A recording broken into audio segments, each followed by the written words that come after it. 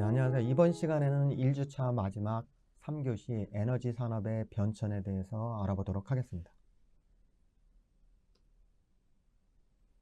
자, 지난 시간에는 우리가 결국 이제 에너지와 우리의 삶, 그리고 에너지 산업이란 무엇인가에 대해서 알아봤고, 일부 이제 에너지 산업이 어떻게 향후 바뀔지, 그에 대한 것을 이번 시간에 에너지 산업의 변천을 주제로 알아보도록 하겠습니다. 자, 앞에서 우리가 얘기했던 것처럼 인류와 에너지는 뗄래야 뗄 수가 없고, 그 다음에 인류의 발전사 그리고 역사와 함께 에너지가 계속 변화를 했죠. 소수의 사람들이 살 때는 산업화를 이루지 못했기 때문에 개별적으로 거주지도 또 다 다르겠죠. 뭐 동굴에서 사는 거랑 집을 짓고 안정적으로 거주한 거랑 또 달라지겠죠. 그래서 그때는 자연에서 얻을 수 있는, 우리가 활용할 수 있는 재생에너지를 그냥 썼겠죠. 주로 나무를 많이 썼겠죠. 근데 어떻게 보면 이제 나무가 과연 깨끗하냐 아니냐 그런 얘기도 있을 수는 있습니다. 왜냐하면 나무를 연소하면 거기서 CO2가 나올 수밖에 없어요. 그렇죠? 그런 목재 안에 탄소가 있죠. 그런데 이 탄소는 나무가 대기 중에 있는 탄소를 제거를 한 다음에 자기 몸에 축적을 했다가 이거를 태우는 거기 때문에 나무 자체로 보면은 탄소 중립이 된 거예요. 그렇죠? 그런 의미에서 그냥 재생에너지처럼 활용을 했을 수가 있죠. 그런데 이제 결국 산업화가 되면서 사람들의 인구수가 엄청나게 증가를 하고 또 산업 발전이 되면서 뭐에 대한 에너지의 수요가 급속도로 많이 증가를 하게 되는 거죠. 증가를 하게 됨으로써 그거의 대표적인 거를 맡을 수 있는 게 화석 연료였습니다. 그래서 이런 화석 연료들을 우리가 어떻게 활용하는지에 따라서 다 달라질 수밖에 없었죠. 그리고 나서 이제 사람들이 이 신재생 에너지에 관심을 갖게 된 거는 결국 기후변화와 같이 화석 연료의 한계인 이산화탄소 방출과 같은 기후 온난화 현상들을 유발하기 때문에 이제 에너지를 변환을 하겠다. 그래서 결국 신재생으로 되돌아가는 것처럼 돼 있죠. 근데 일부는 이제 핵융합이나 다른 기술들도 우리가 찾아볼 수는 있습니다. 그래서 인공태양이라고 알려진 이제 핵융합 기술들은 이제 시간이 오래 걸리기 때문에 이런 것들을 하기 위한 중간에 에너지 전환 시대를 어떻게 할 것인지. 그래서 사실은 이런 에너지원들을 보면 여기에서도 비율만 나타나 있어요. 그래서 비율만 나타나 있기 때문에 이 양들이 결국 뭐 나무는 줄고 석탄은 늘어나고 뭐 가스는 늘어나고 하는 형태로 된 게 아니라 전체적인 에너지의 증가량은 이렇게 급속도로 증가를 했기 때문에 여기에서는 비율만 본 거예요. 그래서 이 비율은 뭐냐면 에너지 산업의 중요 아이템들이 어떤 식으로 넘어가는지를 보여주는 거예요. 그렇죠? 그래서 나무, 석탄 산업, 석유 산업, 가스 산업, 원자력 산업, 그 다음에 신재생 에너지 산업으로 가는 거죠. 그렇다고 얘가 없어지는 건 아닌 거죠. 여기에서도 석탄이 일부 중요한 역할을 하죠. 가스도 중요한 역할을 하죠. 석유도 중요해요. 그러니까 산업 측면에서 보면 제로섬이 아니라 모든 것이 점점 거기에 추가돼서 다양한 소스의 그 다양성이, 그러니까 에너지원의 다양성이 증가하는 형태로 바뀐다는 거예요. 자, 그런데 그런 에너지 전환의 속도와 크기가 어떤 건지에 따라서 뭐가 결정이 되느냐. 이 에너지 전환에 얼마만큼의 시간이 필요하네요. 그래서 대부분의 나라들이 2050 탄소 중립을 외치고 있는 거죠. 2050년까지. 그럼 지금부터 30년 정도도 안 남았죠. 그 안에 탄소 중립을 이루겠다는 거예요. 갈 길이 멀 수도 있습니다. 그래서 탄소 중립과 관련된 거는 차후에 좀 자세히 알아보도록 하겠습니다. 자, 그러면 석유 산업이 어떻게 돼 있느냐? 이 석유 산업이 갖고 있는 역사는 1860년에 처음으로 이제 석유가 본격적으로 개발이 돼 있으니까 지금까지 어느 정도 되냐면 160년의 역사를 갖고 있는 거죠. 근데 본격적인 역사라면 160년도 안 되는 거예요. 자, 그래서 처음에는 낮은 곳에 있는 거를 우물처럼 팠다가 얘가 다 고갈이 되니까 깊은 데서 많은 양을 생산하는 거로 바뀌었죠. 330m면 지금은 깊은 것도 아닙니다. 지금은 3km, 3000m, 4000m까지 가 있죠. 그 당시에는 미국의 락펠러가 갖고 있는 스탠다드 오일이 가장 컸었어요. 1810. 전 세계 석유의 95%를 이 사람이 다 장악을 했었어요. 엄청나게 돈을 많이 벌었죠. 그래서 이게 독점 규제에 걸려서 미국에 있는 연방법원에서 이 스탠다드 오일을 34개의 회사로 분할을 하게 돼요. 쪼개버린 거예요. 그때 나타났던 회사들의 일부가 지금 현재 엑손 모빌, 이거는 두 회사가 2000년도에 합쳐졌죠. 뉴욕에 있던 스탠다드 오일이 엑손이고, 뉴저지에 있던 게 엑손이고, 뉴욕주에 있던 게 모빌, 캘리포니아에 있던 게 쉐보론, 이렇게 이름들이 바뀌고, 그리고 유가가 낮으면 이 회사들이 합쳐져요. 그래서 쉐보론하고 텍사코는 합쳐졌어요. 쉘, 로얄더치 쉘, 그 다음에 이란에 있던 베이스를 뒀던 BP, 브리티시 페트롤리움이죠.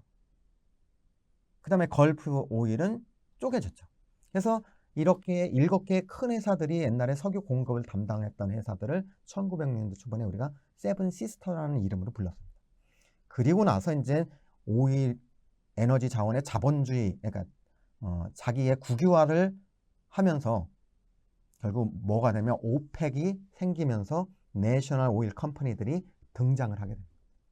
그래서 소수의 국가들이 카르텔을 형성을 해서 공급량을 조절을 하면서 공급량 조절에 따라서 뭐를 조절을 하느냐? 유가를 조절을 하는 거죠. 자, 그러면 석유의 산업이 발달된 이유는 산업 발전과 관련이 있다는 거죠. 처음에 석유의 용도는 불빛을 해서 고래 기름을 대신하거나 뭐 참기름과 한국 같은 경우는 뭐 들기름 같은 거를 대용해서 등잔불에 쓰던 램프용에서 내연 기관의 연료로 쓰이면서 석유 산업이 급성장을 하게 됩니다. 자, 그러면 다른 것도 그 시대에 맞게 또 변하겠죠. 자, 그러면 지금 현재 이제 향후 그럼 에너지 산업이 어떻게 변할 건지를 알고 싶으면 현재 에너지 구성과 얘가 미래에 어떻게 바뀔 수 있는지에 대한 거를 가늠하는 게 중요할 수도 있어요. 자, 근데 이제 세계 지역별로 보면은 뭐 북미, 그 다음에 남미, 그 다음에 유럽, 그 다음에 러시아 연방 지역, 그 다음에 중동, 아프리카, 아시아. 자, 보면은 검은색으로 나와 있는 요 부분들이 석탄입니다. 그렇죠? 석탄까지 다 포함해서 하면 석탄, 석유, 가스 이 세 가지만 하면 중동은 거의 90% 이상이 다 석유, 가스예요. 왜? 많으니까. 자기네 갖고 있는 자원이. 자, 근데 이 아시아에 있는 나라들의 구성을 보면 다 뭐를 쓰는 거예요? 석탄을 써요. 그 다음에 석유 쓰고. 근데 왜 석탄이 많으냐? 가장 싸니까. 이런 문제점들이 실제적으로는 있을 수 있다는 겁니다. 자, 여기에서 보면은 실제적으로 그 유럽은 뭐 20몇 개 나라를 합쳐도 1인당 쓰는 에너지를 석유로 환산했을 때 4.2톤 정도를 쓰는데 한 6억 인구가 된다는 거예요. 자, 뭐 유럽 같은 경우에는 미국입니다. 그러니까 북미, 캐나다랑 미국 합친 거죠. 여기 있는 게 유럽이에요. 유럽은 7억 5천이 2.4. 미국이 많이 쓰죠. 땅이 넓으니까 뭐 차도 큰 거를 굴릴 수도 있고 에너지 효율이 떨어지겠죠. 모여 사는 유럽보다는. 자, 유럽은 신재생이 조금 다른 지역보다 많죠. 석탄이 조금 적은 편이지만 많이 쓰고 있죠.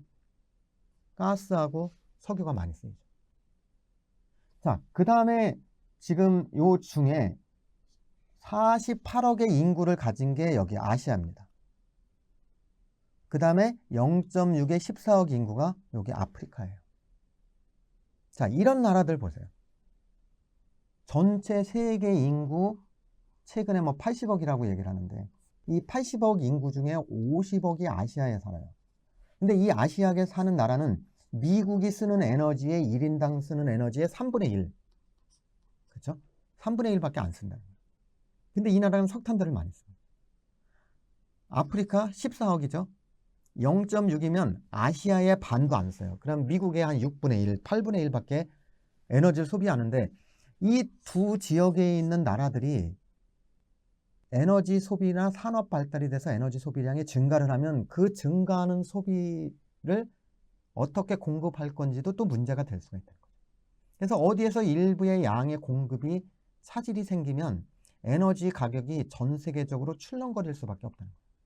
그래서 분석을 해보니까 결국 향후 에너지원은 아시아가 주도를 할 거고, 그거의 특징은 현재 에너지 저소비국들이 많은 나라, 그리고 인구가 많은 나라, 그리고 산업화가 진행될 나라들이 타겟이 된다는 거죠.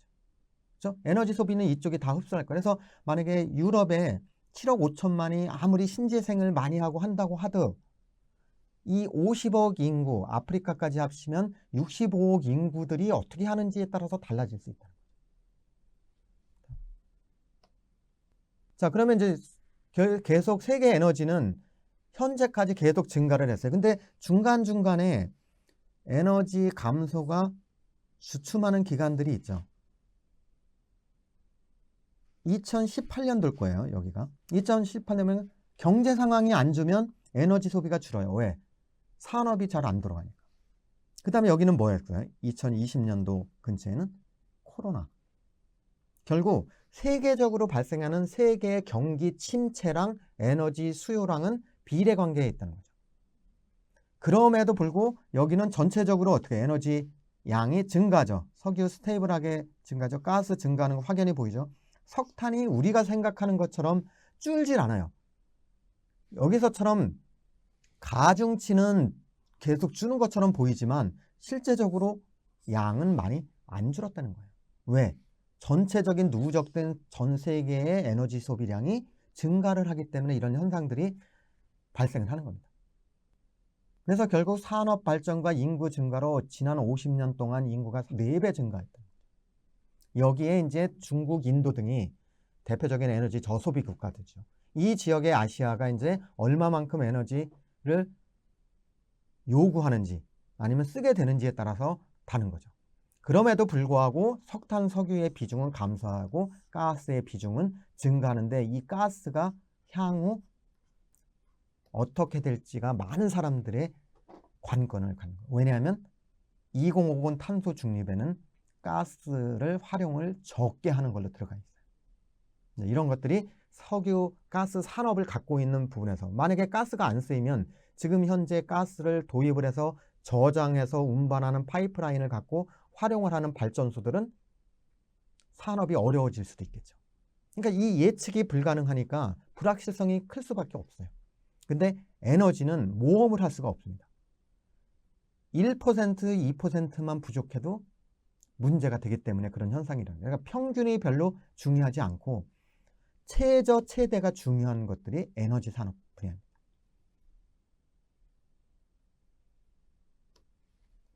자, 향후 전망을 뭐만 보면 화석연료만 본 거예요.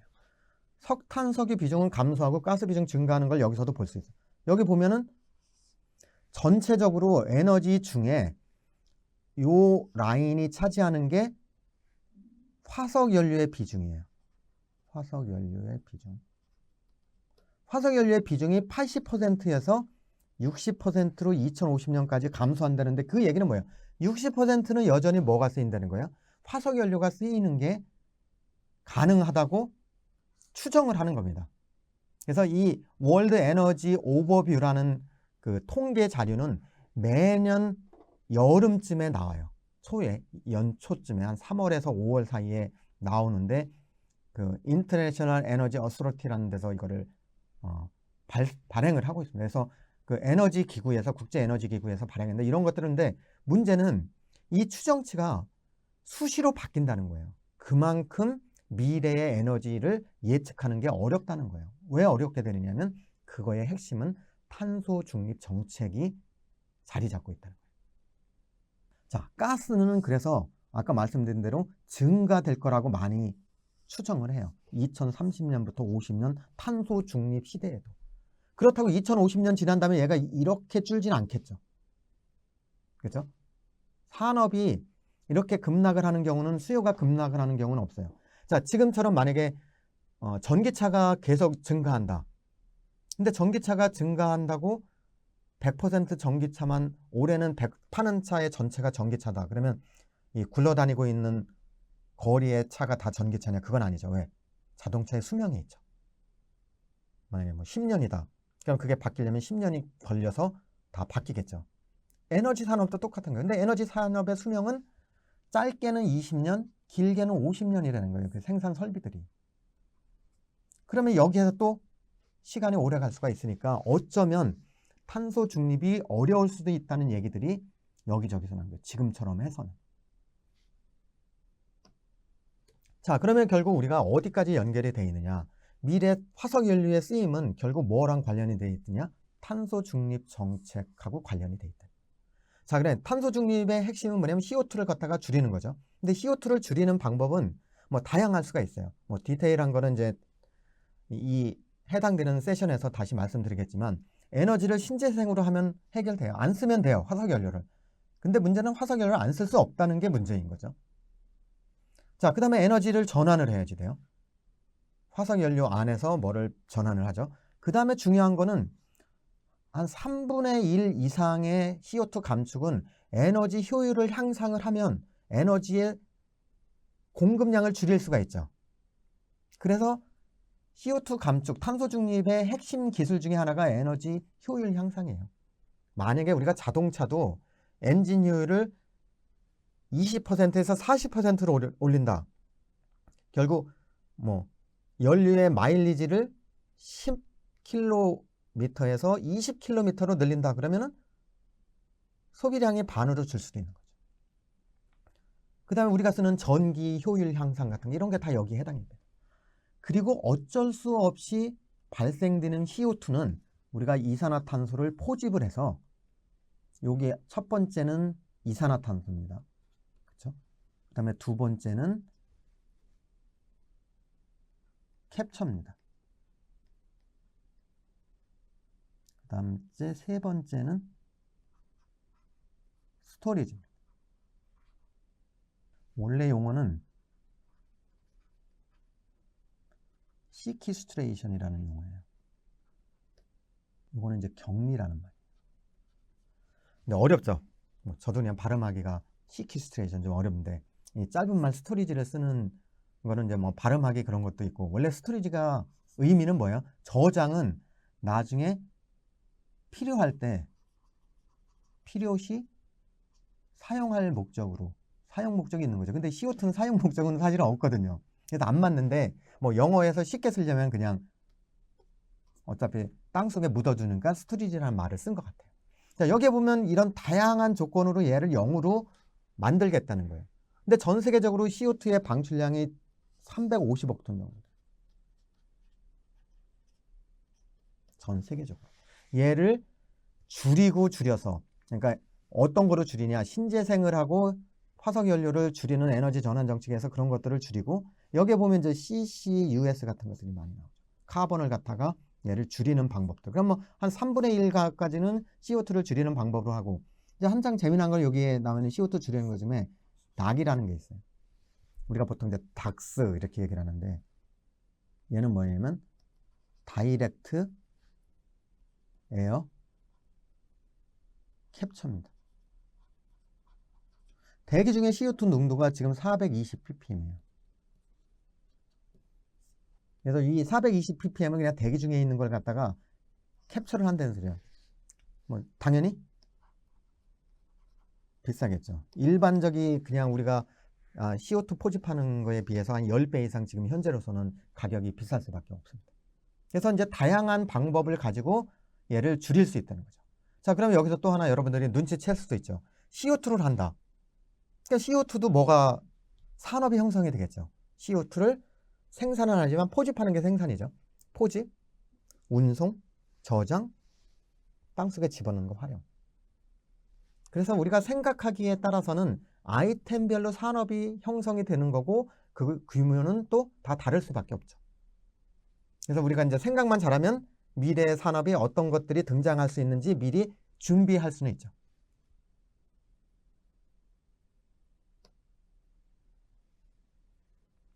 자, 그러면 한국은 특히 그러면 2050 탄소 중립을 어떻게 에너지 전환을 통해서 할 건지. 지금 현재는 이제 이게 초안이었었고요. 지금은 AB 안으로 나오는데 거의 유사하기 때문에 일단 여기서 그냥 전체적인 것만 말씀을 드릴게요. 핵심은 뭐냐면 전력화를 해서 20%의 비율의 전기 사용을 45%로 전기 생산에 늘리겠다는 거예요. 그러니까 2배 이상 늘리죠.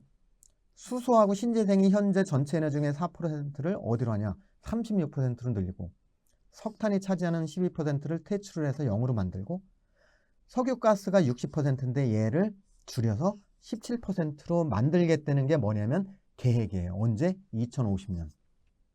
30년 뒤죠. 계획은 있어요. 시작과 끝은 있는데 향후 탄소 중립 기간 동안에 어떻게 얘를 할 건지에 대한 구체적인 계획을 만들기는 상당히 어렵다는 거예요. 그래서 뭐가 크냐?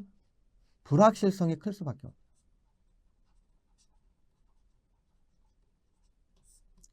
그렇죠? 불확실성이 클 수밖에 없습니다. 자, 그럼 그때 어떻게 되는 걸 누가 아느냐? 뭐 점쟁이도 아니고 신도 아니기 때문에 몰라요. 그때 아마 여러 어려움들이 닥칠 겁니다.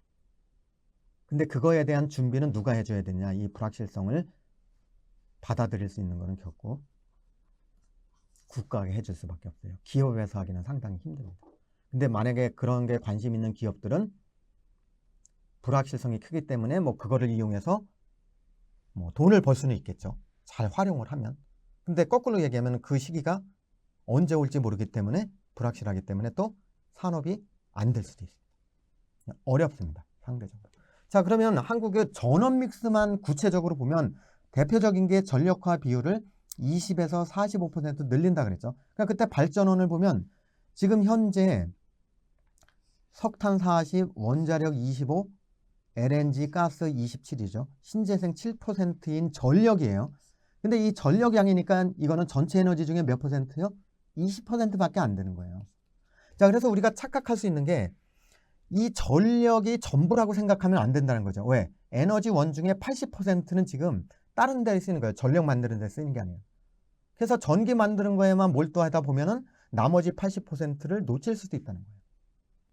자, 그러면 이게 단기간으로 10년 뒤인 2030년 가면은 석탄은 지속적으로 반으로 줄고, 그렇죠? LNG도 줄죠. 신재생이 30%로 늘어난다는 거예요. 근데 이게 2050년에 우리가 희망하는 사항은 뭐냐? 70% 또는 60%가 뭐로 들어가요? 신재생을 하겠다는 거예요. 그 다음에 또 하나의 특징적인 게 무탄소, 가스터빈. 여기에는 암모니아 전소 아니면 수소 이런 걸 이용해가지고 가스터빈을 이용해서 하는 게 많다는 거죠. 근데 이거는 현재 확립된 아니면 구현된 기술이 없다는 거죠. 자, 불확실성의 정도가 다르죠. 자, 요 세 가지예요. 뭐 석탄은 문제가 될 가능성이 크죠. 왜냐하면 고체기 때문에 얘는 잔재가 남아요. 근데 석유가스는 액체 기체는 연소가 되면은 사실은 고체 찌꺼기가 남진 않아요. 그래서 미세먼지랑 그다음에 환경 문제, 이산화탄소 문제들이 있기 때문에 석탄은 아마 대표적으로 퇴출이 될 가능성은 어느 나라나 거의 확실할 것 같고요.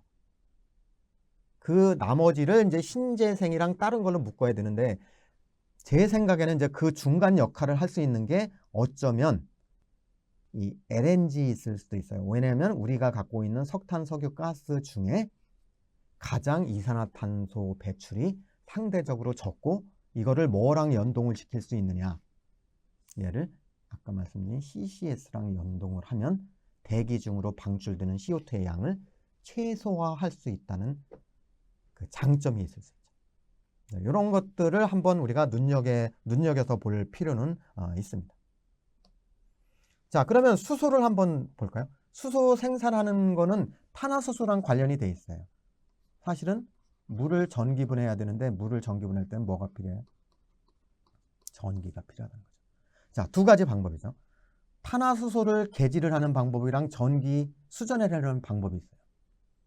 근데 제가 이제 탄화수소가 생산을 많이 하고 있기 때문에 큰 글씨를 썼는데 지금 현재는 50%의 수소는 천연가스에서 나오고 30%는 오일, 한 20%는 석탄에서 나오니까 이 90% 이상이 어디에서 나오는 거예요? 탄화수소 기반으로 나오는 거예요. 왜? 가격이 싸기 때문에. 근데 탄화수소로 기반으로 수소를 만들면 뭐가 나와요?